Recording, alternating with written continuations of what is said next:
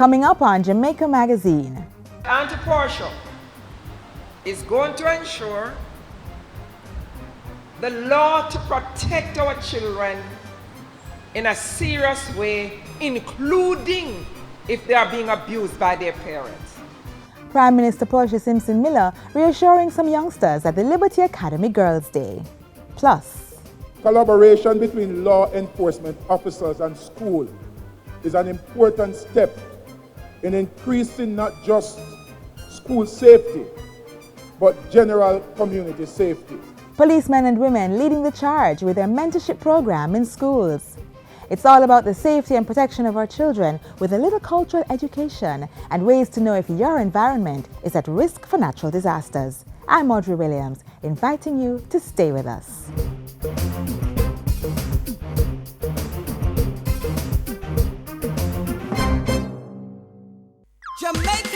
Jamaicans! For Labor Day this year, we will work together for the children. That's right. In every community, let's show them that we care. By creating and upgrading public spaces, so our children can feel safe. To play, have fun, and bond together. So come on, Jamaica, let's work together. It's a labor of love, nurturing our children. This Labor Day, May 25th.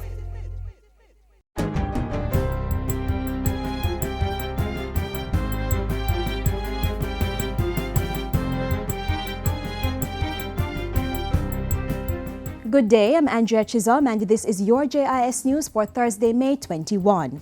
The Jamaican economy grew by 0.3% in the January to March 2015 quarter when compared to the corresponding period last year. The Planning Institute of Jamaica says this was primarily due to the 0.6% increase in the services industry. The hotels and the restaurant sector recorded the biggest increase. For hotels and restaurants, estimated to have grown by 4%, largely reflecting increased arrivals from Jamaica's primary source market, the United States of America. Total arrivals increased by 9.9% to 1,078,828 visitors. Among the other growth-inducing services were transport, storage and communication, and real estate renting and business activities. Although there was a 1.4% increase in construction, the overall goods-producing industry declined by 0.7%. Manufacturing and agriculture, forestry and fishing were the biggest decliners. This was due mainly to the late start of the 2014-2015 sugar crop season and continuous decline in the manufacturing industry.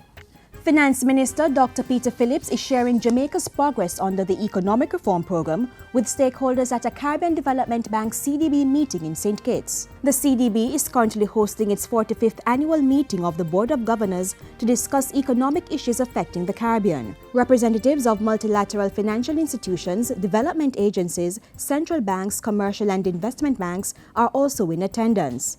Jamaica will host the CDB's 46th annual meeting in October next year. Dr. Phillips and his team return to the island tomorrow. 100 former sugar workers living in Clifton, St. Catherine are now proud landowners. Prime Minister Portia Simpson Miller handed out the certificates of possession during a ceremony on Wednesday. By year-end, 300 more residents of the community will receive their certificates of possession as part of SCJ Holdings' Community Regularization and Development Program. Clifton is one of the first 30 communities in this phase of the project where the lots are being provided and residents are meeting the costs for the legal and infrastructure work necessary to get approvals and titles. The Community Regularization Program is designed to legalize land holdings for former sugar workers who were settled on properties by their former employers without legal claim to the properties. As Labor Day 2015 fast approaches, the Ministry of Youth and Culture is still encouraging persons to identify and register their projects. We have been getting registrations online and we're very heartened particularly by the interest that's been coming from various communities. But of course we want to get far more projects registered. It's very important that we have the projects registered, and we're inviting persons to go to the ministry's website, myc.gov.jm. The acting principal director for culture and creative industries was speaking at a JIS think tank this week. Labor Day will be celebrated on Monday, May 25 as part of Workers' Week celebrations. This year, persons are asked to work on creating spaces of safety and beauty for children. The national project is the upgrading of the Rudolph Elder Park in Mornby, St. Thomas. The Savannah Lamar and the St. John's Infant Schools in Westmoreland are now the beneficiaries of 2 new libraries. They were purchased by the Jamaica Library Service at a total cost of $21 million. Funding was provided by the Sugar Transformation Unit in the Ministry of Agriculture. The unit is donating over $65 million to the Infant School Library Project to create libraries at select infant schools across the island. What better gift than the school library, equipped as it is with the very important tools of learning and the means to develop and improve the reading skills of our children. And finally, Jamaica will be hosting a technical meeting of the International Atomic Energy Agency IAEA on research and coalitions. The conference is set for July 7 to 10 at the International Center for Environment and Nuclear Sciences on the University of the West Indies Mona campus. The meeting will look at best practices, lessons learned, and issues and challenges related to the enhanced utilization of research reactors. It will also look at cooperation and partnerships within Latin America and the Caribbean through networks and coalition. The IAEA will cover the cost of the conference. And that's it for JIS News today. I'm Andrea Chisholm. Thank you for watching. The Passport Immigration and Citizenship Agency PICA is committed to quality customer service. The recently announced increases in passport fees will now take effect on Monday, June 1. As of that date, it will cost $6,500 for an adult passport and $4,000 for a passport for a minor. To better serve members of the public who need to get or renew their passports, from Tuesday, May 26 to Friday, May 29, PICA will accept and process passport applications at the National Indoor Sports Center starting at 6 a.m. daily. The Passport Immigration and Citizenship Agency PICA, securing our borders, safeguarding our sovereignty. On May 19, the Jamaica Constabulary Force launched its Safe School Mentorship Program. Now, this positive move is aimed at putting students with persons that are able to give sound advice to guide all areas of their development. And they're encouraging others to come on board and help to make that difference, changing one life at a time.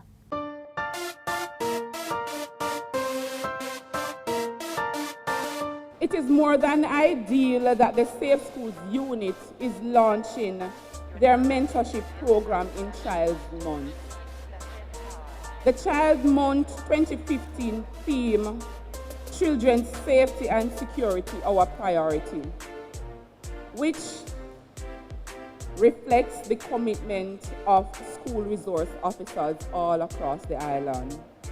This event is one more indication of that commitment by the Jamaica Constabulary Force to ensure the safety and security of our nation's children.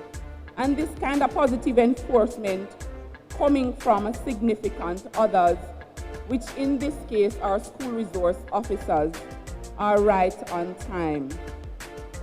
The Safe School Mentorship Program, I must say, through the guidance of SROs, can and will provide the shaping of our young people into responsible, well-adjusted citizens. Collaboration between law enforcement officers and schools is an important step in increasing not just school safety, but general community safety. And I urge all well-thinking Jamaicans, non-government organizations, churches, etc., to reach out to the young men. In our society today, there's a gap in terms of mentors, role models for our individuals. So we as police officers are taking it onto ourselves to lead from the front and be those mentors. And we hope that we can get other persons on board to this program to provide not only career mentorship, but also lifestyle mentorship, how to direct youngsters into having good morals, good values, good attitudes. I want to take this opportunity to laud the effort of our security team, those in the community safety and security branch, for this brainchild, for this idea. I would like to also congratulate the schools for being so receptive in recognizing the value of this program and your willingness to work along with the security team. I charge you today, students, to make this something that you will enjoy, something that you will find delight in. And I want you to know that this program is put in place to help you, to lift you up from where you are. Those who feel down, those who feel hopeless, those who feel you have no one to care. I find in this group and in this program an avenue where you will have individuals that you can share with. I hear that counseling is on board. I hear that mentorship is on board. I hear that skill training is on board. I hear that entrepreneurial skills are on board. What a place to be. I encourage you, students, there is hope. I encourage you today that you should do everything to be a part of this program. Thank you to all the partners. I will never leave out the partners because through partnership we're able to do our work more effectively. So I thank you, all the schools, all the persons who have been involved in this, and we look forward to a successful, not only launch, but a successful program.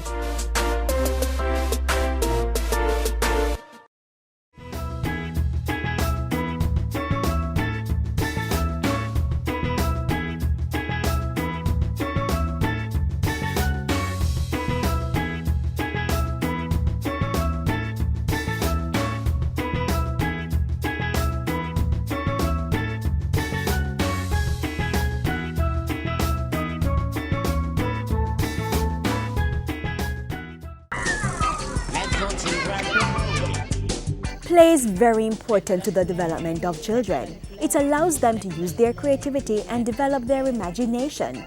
Through play, children interact with the world around them. They learn how to work in groups, share and resolve conflicts. They learn rules and they learn about respecting others and waiting turns and setting their own rules and guidelines for their games. Set limits, but allow your children to play. It will help them develop the confidence and resilience needed to conquer future challenges. I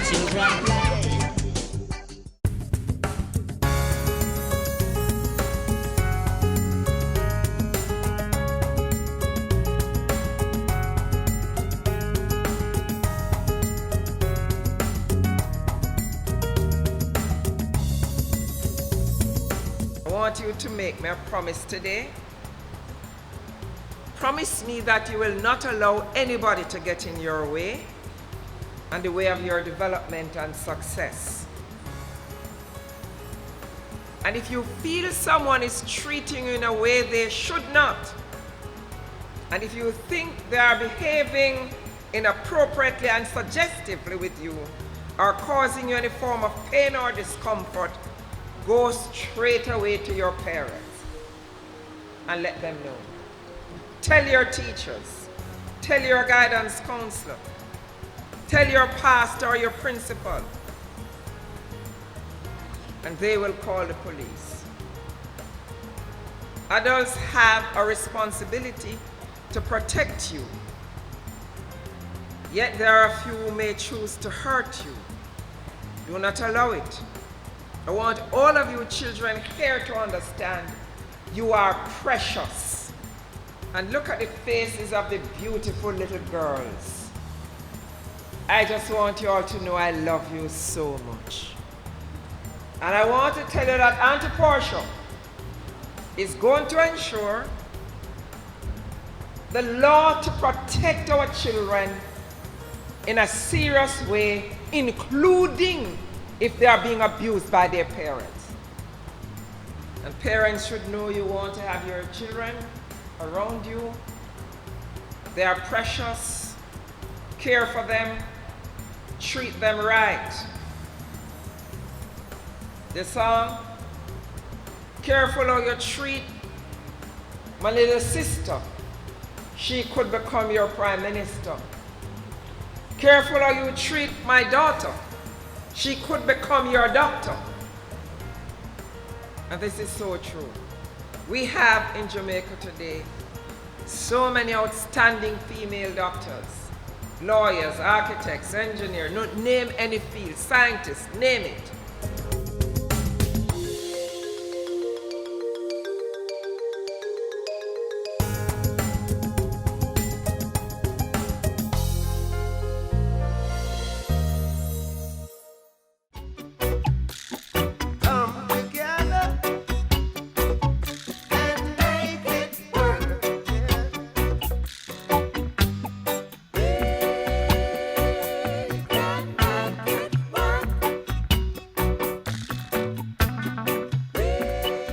We are halfway into our program and we take you now on a trip downtown where a cultural experience awaits at the newly renovated Simon Bolivar Cultural Center.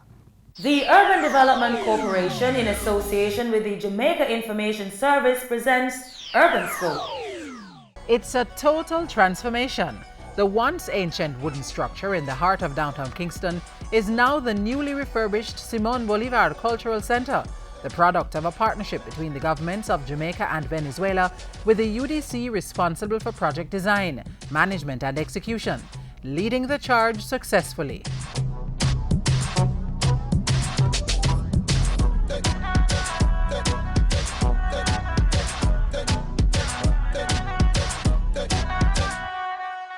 The Urban Development Corporation UDC has been leading the refurbishing process of the Simon Bolivar Cultural Center as part of the redevelopment plans for downtown Kingston.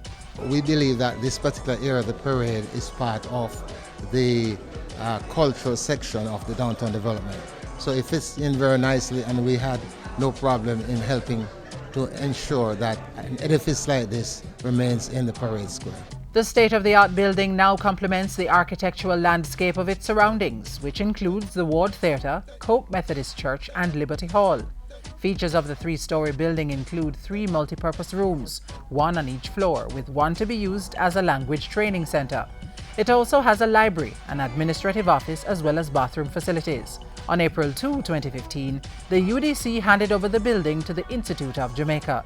We are very happy that we have come to this stage of the process, because it's a process, that we can hand over the keys to IOJ, and they now will ensure that the vision, the concept will be implemented fully.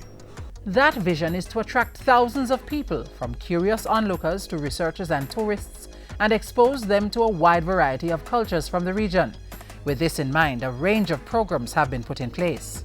The focus will be mainly Latin America, and of course with the Jamaican culture infused.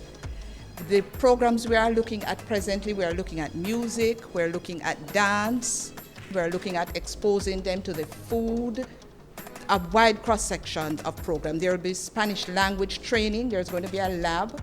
We hope that the people of Jamaica will take advantage of what will be provided here. We hope that visitors to our shores, touring downtown, will see this as an important building for them to come, see the exhibitions and so on. The Institute of Jamaica is now undertaking a sensitization program on the use and offerings of the facility. It's expected that the multipurpose room will be used for meetings and special activities by the community, in addition to private functions. Sometime in 2002, the idea was born to have a center of this magnitude. One of the main reasons was to honor Simon Bolivar, a national hero in Venezuela who was exiled in Jamaica for almost a year, between 1814 and December 1815. Now completed, the center will provide exhibit space to commemorate his stay in Jamaica and to build on the concept of cultural enlightenment, which is part of the Bolivarian legacy. We are looking forward to all the programs that we will be offering, and of course all the activities leading up to the bicentennial of the writing of the famous letter for which Simon Bolivar is well known, which will be in September. So we thank the UDC and we will continue to work with the UDC. Phase 2 of the project will see the renovation of adjoining properties, which will be branded as a means of income generation.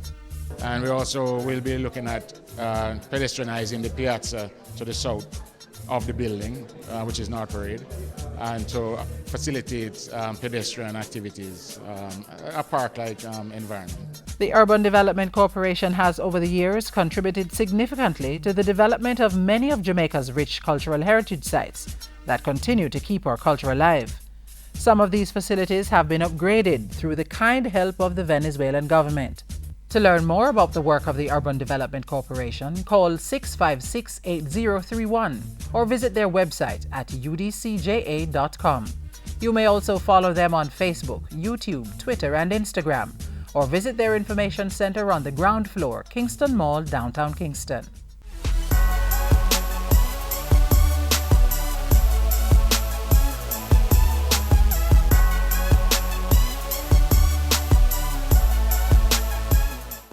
The rains have begun, thank God.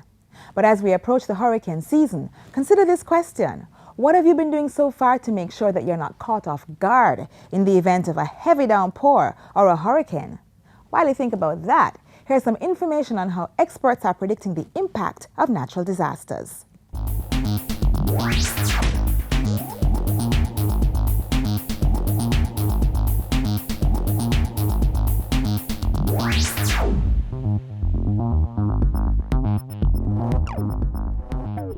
Floods and earthquakes are two of the most common natural disasters. But unlike earthquakes, which usually take us by surprise, flooding to some extent can be predicted. But when it is, what should we do with the information? And how do we safeguard ourselves and properties against this eventuality? Through the use of revolutionary technology, awareness of the possible outcomes of a natural disaster has become more advanced. Persons are now able to use data on location, roof, and house type to create a simulation of what may happen in an earthquake, tropical storm, or hurricane. The simulation was designed to combine place, type of structure, and event. Because Jamaica is vulnerable to four types of events: hurricane/tropical storms, landslides, floods, and earthquakes. But the same building that you live in is exposed to all four. And that same building you live in will react differently to all four. Jamaica's landscape equally sits in low-lying and coastal areas as on hills and valleys. The country is also in an earthquake zone, so it can't hurt to do a little research on all the what-ifs, right? You'll be able to go inside your house and see your roof being blown off, or your slab roof staying on. You'll be inside your slab roof house when earthquake shakes, it comes down on you. We'll be able to have those type of simulations. How about the possible outcome of a Category 5 hurricane if you're living in a zinc roof wooden house that is built on stilts in a river valley?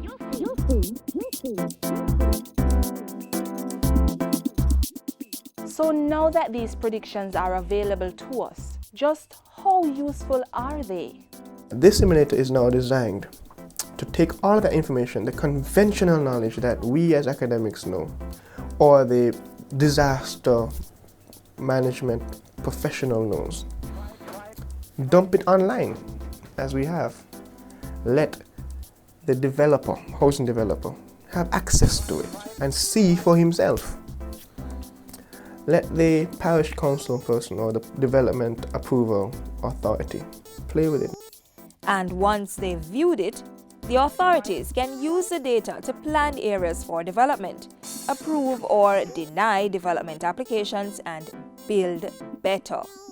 The simulator is not just a special effect disaster interactive tool, but one that takes into account the realities of environmental and living conditions here in Jamaica. And the simulator also seeks to bring an awareness of the impact natural disasters may have on lives, properties, and businesses in relation to the country's national goals. The effect a hazard would have on everything ranging from the individual to the nation is important, and scaremongering only goes so far. The simulator allows you to either scare yourself or reassure yourself, but it's based on reality. Another useful element to this drill is the data it uses. Historical data are planted and come to life through the simulator to facilitate emergency responses as well as forward planning in action. Knowing where hazards are and knowing where they're not is extremely valuable information to businesses such as insurance. Instead of blanketing Portland as a hazard-prone parish, we can know which parts of Portland are hazard-prone, therefore allowing people in Portland who are not in hazard-prone areas to get lower insurance premiums. You underwrite them differently. And you also underwrite more accurately and properly the people who are in hazard-prone zones. So, if you have already bought your dream home or are thinking of buying or building, you may want to try a few simulation exercises to test the stability of your home or to find out if where you intend to build is the best place to put down roots.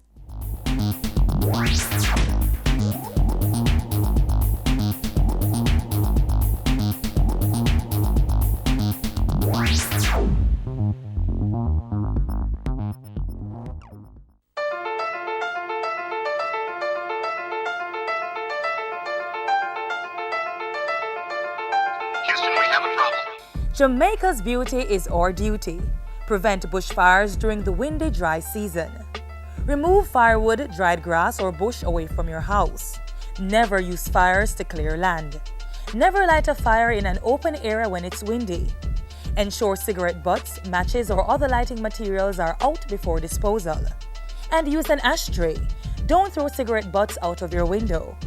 High winds and dry conditions can be a fiery combination. Lend a hand. Protect our land from fires.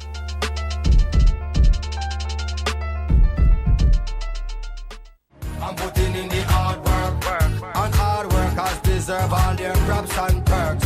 For putting in the hard work, big tongue filler minister of.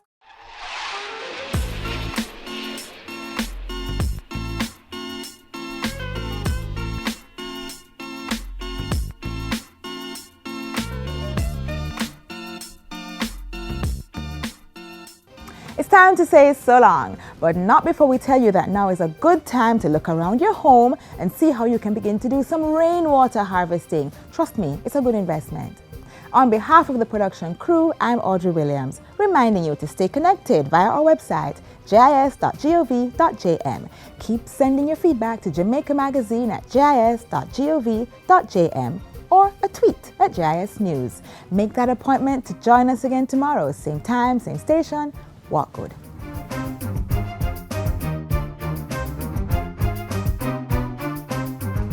This has been a production of the Jamaica Information Service, the voice of Jamaica.